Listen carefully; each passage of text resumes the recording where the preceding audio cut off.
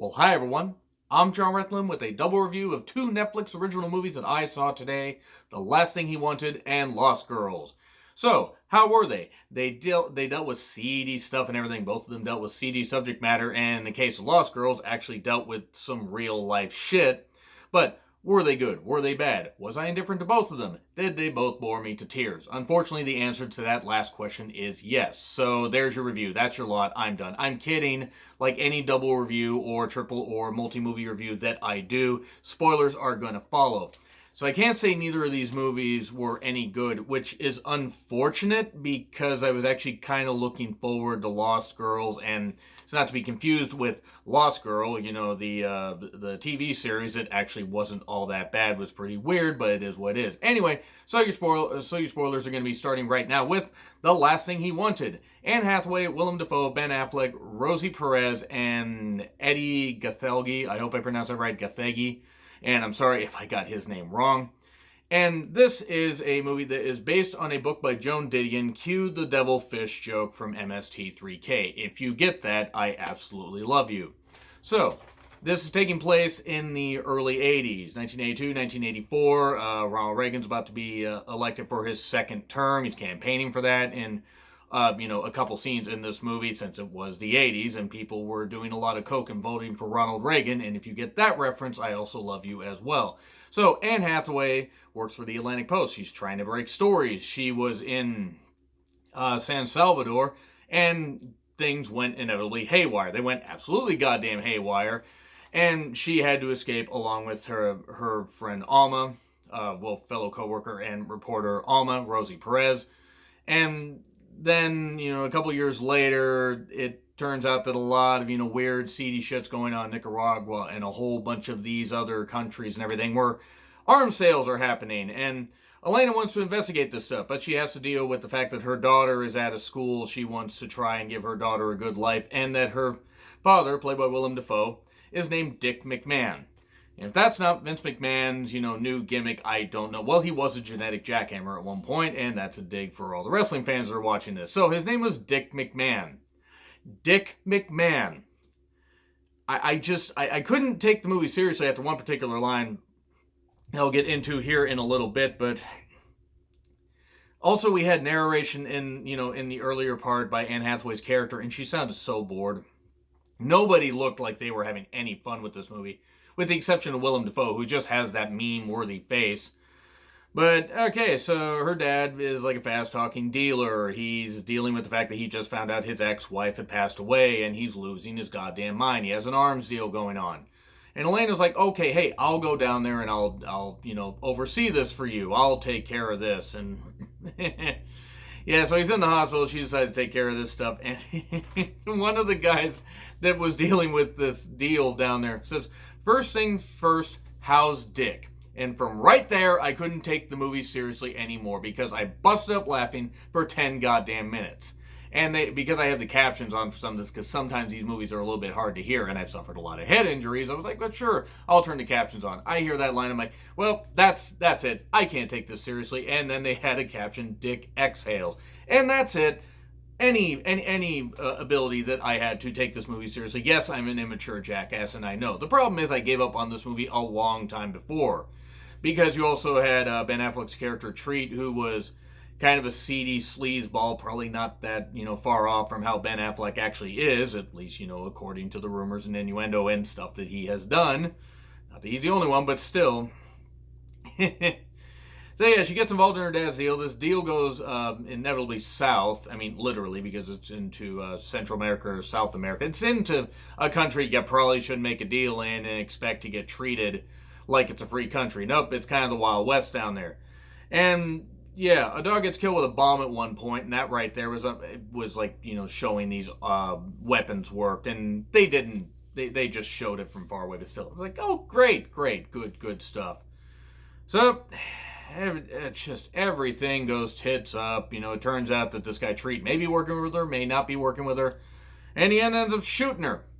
Oh, and then Eddie Gathegi's character is trying to help her, and turns out to be this double agent and everything. And Yeah, the movie didn't. The movie reminded me a lot of the rhythm section. The problem is, at least the rhythm section, easy for me to say, had a cool song in the end credits, and it had Blake Lively. And I like Anne Hathaway; she's not that bad in some movies, but fucking hell.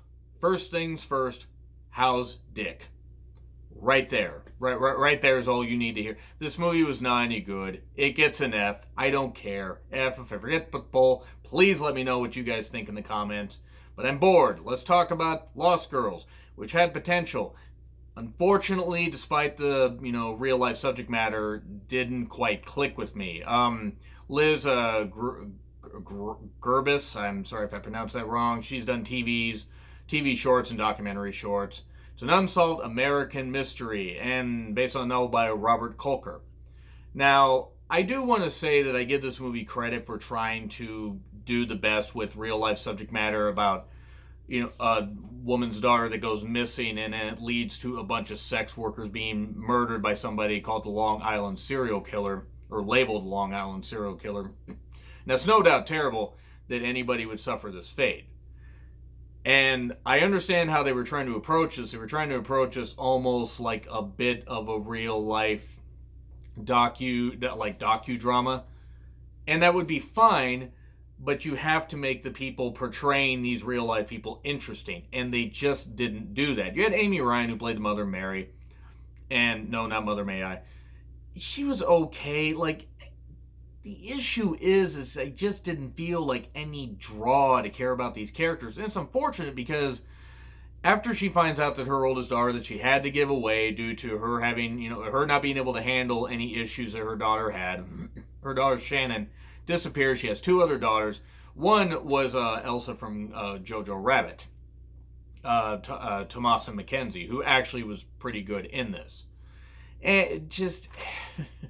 After, the police kind of drag their feet, I mean, they find some bodies and stuff like that. It gets in this whole dives in this murder mystery and stuff like that. It dives into what's going on. Why are so many women dying? Why did the police do nothing? How did it happen in this gated community? Oh, it must be one of the citizens. Mary decides basically to go on the warpath and basically call out the police, call out anybody that was doing this stuff, including a character named Dr. Beckett.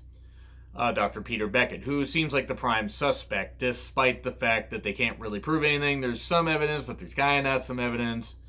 The family does kind of come apart because the two younger daughters don't understand why Shannon was treated this way by the mother as well. And the mother had been working really, really hard, trying to work two jobs. I mean, she works a construction job and a diner job. She's done a lot of double shifts to try and keep her family afloat since the father's not there.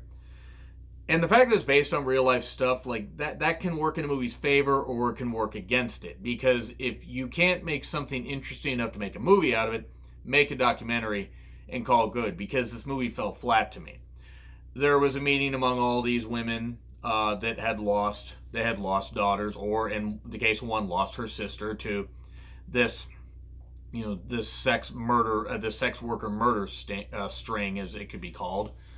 It ultimately didn't work. It ultimately just didn't work for me. And I know that sounds like I'm really being down on it. I give it credit for trying, but it was ultimately very boring. And she's holding out hope that she'll find her daughter, but she just wants answers. A lot of the women that have lost their daughters that know that, the daughters were, their respective daughters' remains were found, are like, well, it's easier knowing than not knowing. And then unfortunately she finds out, and that's pretty much it. In the end, Gabriel Byrne's the police chief, and then you have the guy from the Mayhem commercials, protect you from mayhem, like me. That guy, name escapes me right now, but he's also one of the cops investigating. It's just a lot of it is just so cliche, and it is unfortunate that this is based on something real and this isn't just a work of fiction. But it just doesn't work. It ultimately doesn't work for me. They find her remains in these marshlands that are, around the place or around the area where she was running through the gated community, and she died. She died because of the elements. She also has some mental health issues and stuff like that. One of the other daughters does. They go into real footage and pictures in the end credits of the actual people, and then apparently Mary suffered fatal wounds because of one of her daughters that didn't take her medication for schizophrenia. And oh boy, that was charming and everything. Knowing more about the story, the sad thing is you can know more about this story, read up about it, watch this movie, and probably still be bored by it. which is sad because this is something that should have been at least decent, and it really wasn't. I give credit for a few of the performances, but ultimately this is above the last thing he wanted, because at least with this there was some cohesion to it. It just didn't ultimately work for me. So D plus for that. So I'd love to know what you guys have to say in the comments. Like, share, subscribe, Twitter handle in the description. I'm John Ritlin. I'll see you soon.